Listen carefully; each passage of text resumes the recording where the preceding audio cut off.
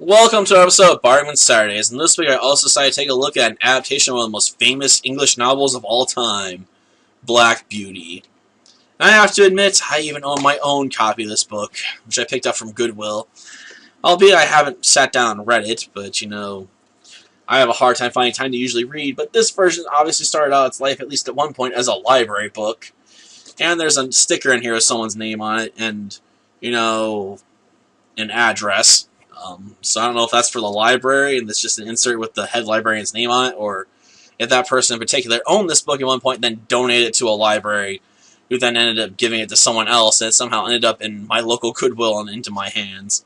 Because that's just how things go sometimes. Libraries get rid of old books. You're like, there's a new copy of this book out, a new edition that's nicer, or, might be more likely to draw attention. So we're going to toss out our old copy, or no one's been checking this book out for a long time, so let's just get rid of it and get something better in that's more recent.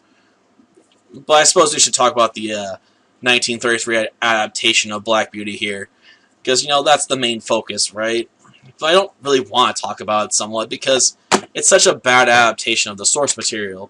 Sure, I could go on and talk about how there's splotches in the intro and outro of the film, or how there's a lot of columns of just pure blackness going down the film, where obviously the transfer wasn't the greatest, or the film had degraded to the point where you're getting all these splotches, and even these columns are forming, because the film footage is just so old and getting so weak that's hard for it to be handled at all without damaging it.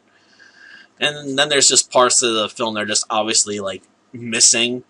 There'll be scenes where the characters are talking, all of a sudden bam, you'll jump into a completely unrelated scene so fast and so hard that you're honestly left confused at just what happened. They're just in the middle of a conversation, all of a sudden, bam, horse chase. How did this even start? We're missing even that scene. So, despite the fact the film, is listed as being, 62 minutes long or whatever, it obviously is missing several minutes worth of material, if not, close to 20 minutes of material. I don't know. It's hard to find anything out about this film, so it's hard to say how much material is actually missing because, that reason alone. I suppose I could technically try and search around the Internet Movie Database for it, but they have very little about this film on there, and honestly checking to see how long they say this film is in comparison to, the box didn't really interest me that much, because it's a minor point in the grand scheme of things. The bigger point is a lack of loyalty to source material. This film has absolutely nothing to do with this book, basically, besides the name of a few horses. Okay, we'll keep Black Beauty, Duchess, Rob Roy, and Ginger, and everyone else, you can get thrown to the wayside because you don't exist, because this is now a Southern love story. About a man and his plantation, and a woman and her love of horses, and nothing's going to get between them, and they're going to save the day. I mean, you can say there's some influence from Black Beauty, since, our titular horse does end up in the hands of some bad owners over the course of the movie.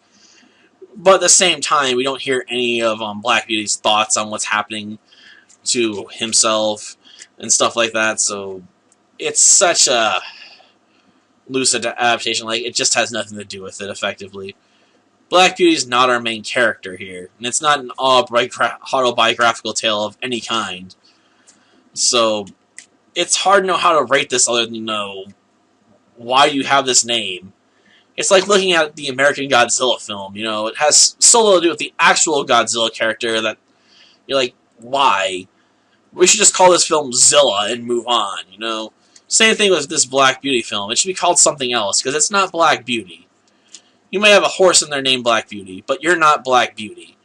I mean, that's just how loose it is. No connection, really, besides the name.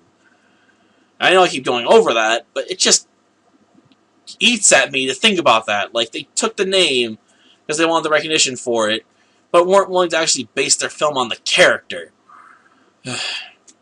I call foul on that, okay? You might be an old film from 1933, but bad film. Bad. So yeah, I guess we're rating it on its own merits. It's okay-ish, I guess. Can't say I'm too much for love stories, so maybe people that like chick flicks will get more of a kick out of it. But its lack of loyalty to the titular character just gets under my skin. So it's hard for me to really enjoy it when it comes to talking about it. Until next time, then. See ya. Yes, Samson. Treat him just like a horse. Be friendly with him, and he'll be friendly with you.